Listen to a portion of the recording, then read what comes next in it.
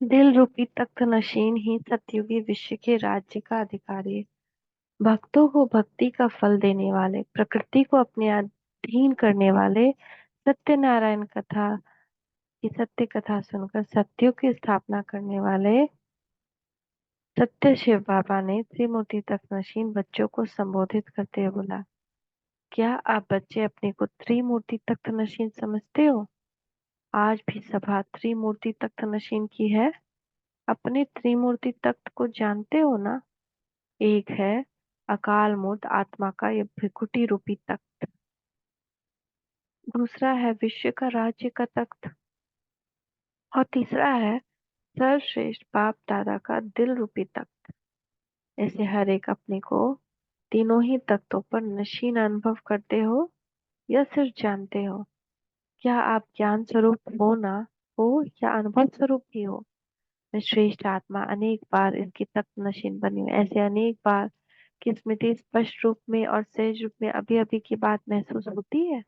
कब की बात नहीं, लेकिन अब की बात। ऐसा अनुभव करने वाले बाप दादा के अति स्नेही और अति समीप है। इन सब तख्तों का आधार बाप दादा का दिल तख्त नशीन बनना है। उसके लिए मुख्य आधार कौन सा है, तो जानते हो? सहज साधन है ना। कौन सा साधन है? दिल तख्त। जो स्वयं तख्त नशीन है वह अच्छी तरह जानते हैं कि बाप दादा की सबका सबसे प्रिय कौन सा बच्चा लगता है। बाप को दुनिया वाले क्या समझते हैं कि बाप भगवान क्या है? God is truth. सत्य को ही भगवान कहते हैं। बाप दादा सुनाते भी ये सत्यनारायण की कथा है और स्थापना भी सत्युग को की करते हैं। तो बाप को जो सत बाप, सत टीचर, सत गुरु का प्रैक्टिकल बजाते हैं, तो सत बाप को क्या प्रिय लगता है? सच्चाई। जहाँ सच्चाई है अर्थात सत्यता है, वहाँ स्वच्छता और सफाई अवश्य ही होती है। गायन भी है, सच्चे दिल पे साहेब राजी।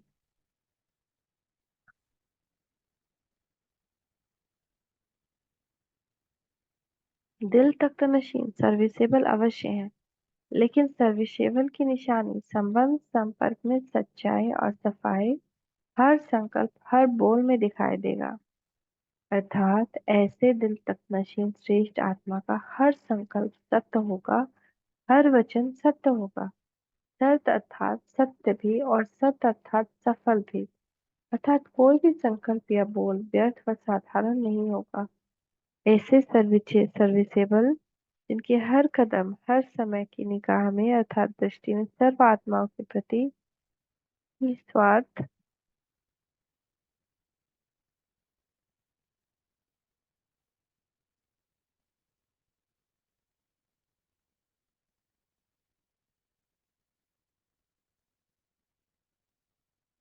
अर्थात कोई भी ऐसे सर्विसेबल जिनके हर कदम हर समय की निगाह में अर्थात दृष्टि में सर्व आत्माओं के प्रति निस्वार्थ सेवा ही सेवा दिखाई देगी। सोते भी सेवा, जागते भी सेवा, चलते हुए भी सेवा।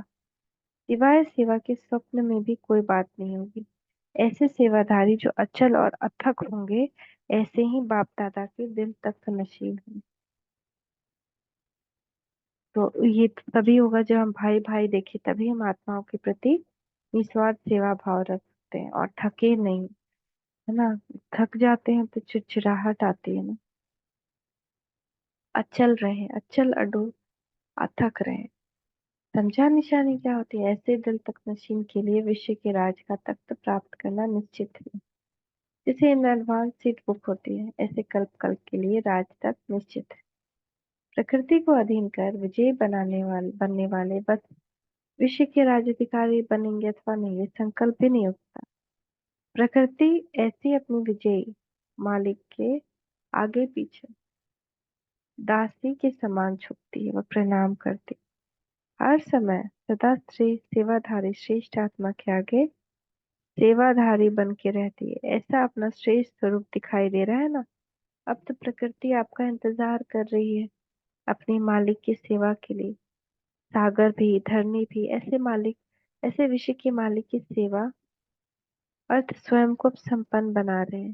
देख रहे हैं वो उनकी तैयारियां, जैसे भक्त लोग देवियों की, देवताओं की, शक्तियों की शालिग्राम रूप पूजा करते हुए जोर जोर से आह्वान कर रहे हैं, अपनी प्यारी निद्रा को भी त्याग कर चिल्ला चिल्ला कर आप सबका आह्वान कर रहे हैं कि कहीं हमारी वरदानी महादानी आत्माएं व हमारे इष्ट देव हमारी भी सुन ले, अप्राप्ति से प्राप्ति करा दे। ऐसे ही अब समय समीप होने कारण भक्तों के साथ साथ प्रकृति भी आपका आह्वान कर रही है कि कब हमारे सतो प्रधान मालिक हमारे ऊपर राजी हो राज्य करेंगे।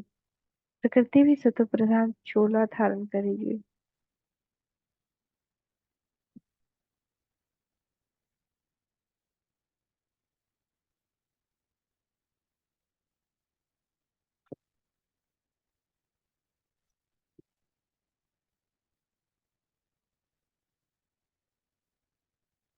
ये आह्वान के करिए, क्या प्रकृति का आह्वान भक्तों का आह्वान दिखाई व सुनाई दे रहा है? इसके आह्वान के साथ साथ दूसरी ओर बाप दादा भी आह्वान कर रहे हैं कि समान और संपूर्ण बनकर सूक्ष्म वतन निवासी फरिश्ता बनकर बाप के साथ घर चले।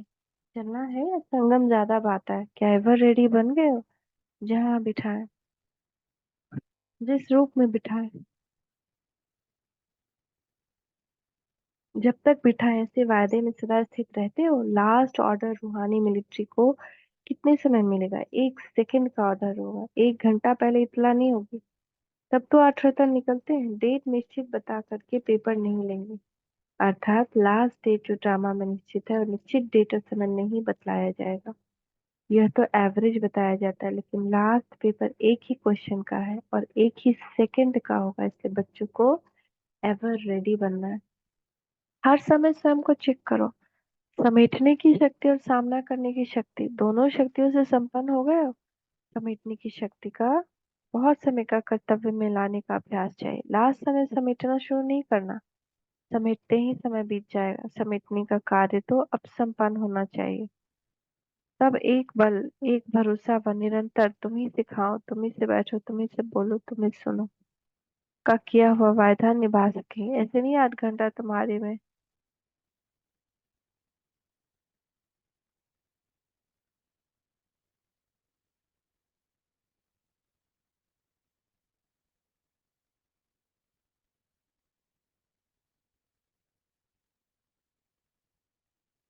ऐसे नहीं कि 8 घंटा तुम ही से बोलो सुनो, बाकी समय आत्माओं से बोलो सुनो।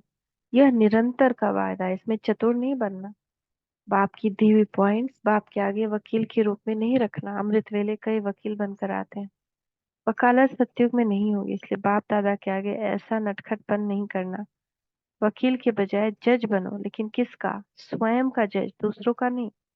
बाप दादा को सारे दिन में अमृत वेले के समय बच्चों का विचित्र खेल देखते हर्षित होने को मिलता है। उस समय हर एक का फोटो निकालने योग्य पोज और पोजीशन होता है। साक्षी होकर आज आप एक दिन भी देखो तो बहुत हंसोगे। कोई योद्धा बनकर भी आते हैं, बाप के दिए हुए शस्त्र बाप के आगे यूज करते हैं। आपने ऐसा कहा है, ज्ञान ऐसा कहता है। बाप मुस्कुराते हैं, खेल देखते रहते हैं। योद्धा की बजाय विजयी बनो, तब त्रिमूर्ति तक नशीन बन सकोगे। अच्छा, ऐसे सदा विजयी सर्व फायदे निभाने वाले बाप दादा के अति स्नेही और समीप, प्रकृति को दासी बनाने वाले और सर्व आत्माओं की सर्व मनोकामनाएं पूर्ण करने वाले श्रेष्ठ आत्माओं को बाप दादा का याद प्यार और नमस्ते। हम बच्चों का भी मीठे मीठे बाप दादा को याद प्यार नमस्ते। नमस्ते बाबा, नमस्ते, शुक्रिया बाबा, शुक्रिया। ओम शांति।